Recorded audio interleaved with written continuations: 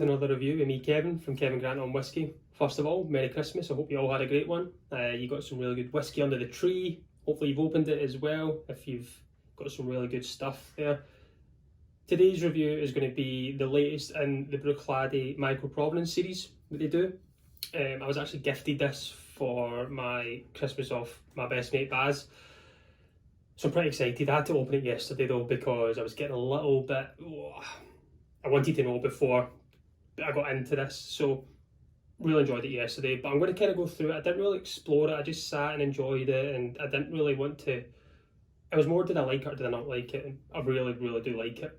So I thought I would do a little tasting today, give you an idea of what it's all about, what I can taste from it, and a little bit of history from it too. So I think the first thing we should do is get it in the glass, then we'll get on to a wee tasting. See if we can get a good pop as always.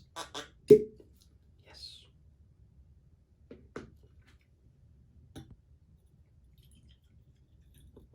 So this is the Bruichladdich Micro Provence series. It's a Sauternes second fill cask as well, 11 years old, so it's been distilled in 2009 and bottled this year. On the 8th of October this year. 54.9% ABV, and there's only 300 odd bottles, I think it is. I've got the tin somewhere, I think it's 306 maybe. Yeah, 306 bottles in total, so it's all single cask stuff that they do. The barley that you use is an optic barley. So with the Micro Provence series, is what they do is they use it with stockists in the UK, so shops, independent shops and things like that.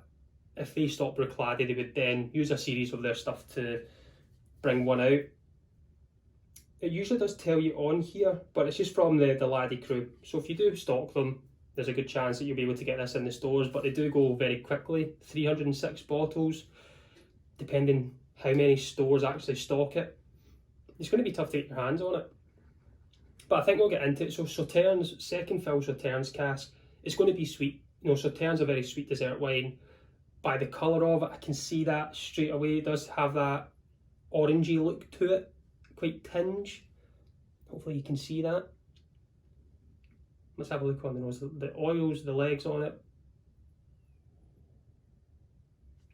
There is a very, the maritime I always get from Bruichladdich. I always get that maritime note, which seems to be the top note for me. Then I have to try and dissect after that.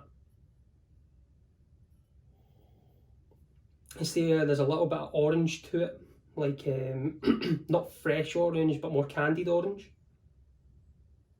There's an oak there as well. I'm getting a kind of sweet oak from it. So orange candy, very rich oak to it, that maritime soft salt note to it as well.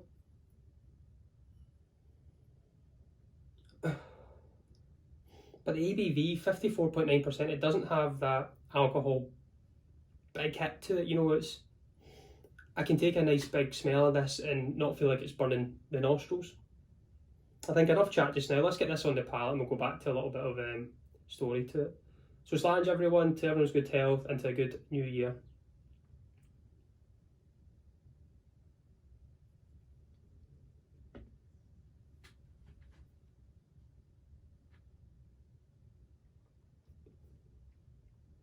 It's really sweet. It's got bite, it's got depth, it's got grip. It's like a milk chocolate note there too. Like a milk chocolate. The orange kind of disappears from it on the palate. There's a little spice at the end, nothing too hard hitting, but it's soft. It's sweet. Milk chocolate is what I'm getting from it. Maybe a slight milky coffee as well, I think. It's really good though, and what I'll do is I'll get a wee picture at the end of this of just the oils and how long it's taken to go down. I do go through my comments. I love all my comments. I love it to see feedback, what people are looking to see and what they're not. And someone did comment about they never see me add water to whiskey. I usually do that when I have a wee dram and I'll sit in the living room and I'll dissect it. But I thought, why not start doing it now? So I've got my wee water here. I'll put a little bit of water in this because of high ABV and see how much it changes, see if I can get anything more. So I'm just going to put a few drops in. Put a bit more than that in.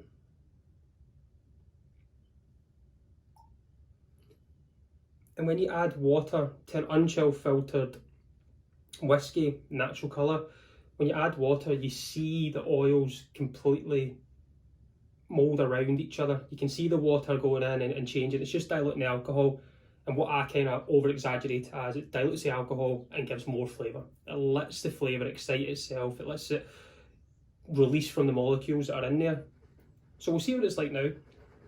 The colour of it is just phenomenal. It's beautiful. With the water, that wee few drops there, not much has changed in the nose. I feel that I do get a lot more of the typical sea breeze Bruichladdich. There maybe is that, there's that maybe like little damp smell to it now, but in a good way. It's like slightly more perfumed, so it's damp but not what you would expect to smell. If you've been to a warehouse, a dunnage warehouse, and you get that little typical dunnagey wet smell, that's what I'm getting from it. A little bit of perfume coming through too.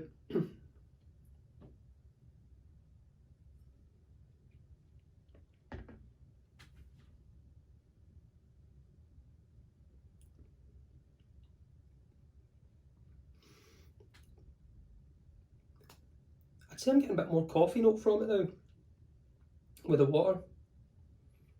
It's quite coat in the mouth, but I feel like I need to bite my cheeks in a good way, like it's just there. It's a really enjoyable dram. It's quite fun, it's quite different. Sauternes I've not really spent so much time with. I've tried one in a Tullibardine before, which was good. I think just the ABV for me was too low at 43%. But this being cask strength, natural colour, like Bruichladdich just explore everything they do. You know, they kind of do what they want, express themselves, which is good.